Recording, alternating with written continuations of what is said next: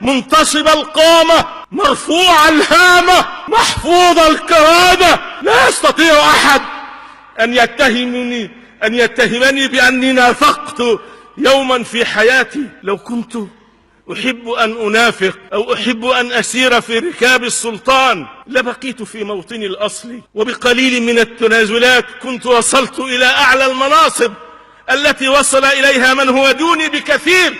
ولكني آثرت أن أحتفظ بديني وأقول للطغاة، أقول لكل ظالم جبار متحديا: ضع في يدي القيد، ألهب أضلعي بالصوت، ضع عنقي على السكين، لن تستطيع حصار فكري ساعة أو نزع إيماني ونور يقيني، فالنور في قلبي وقلبي في يدي ربي، وربي ناصري ومعيني. سأعيش معتصما بحبل عقيدتي وأموت مبتسما ليحيا ديني.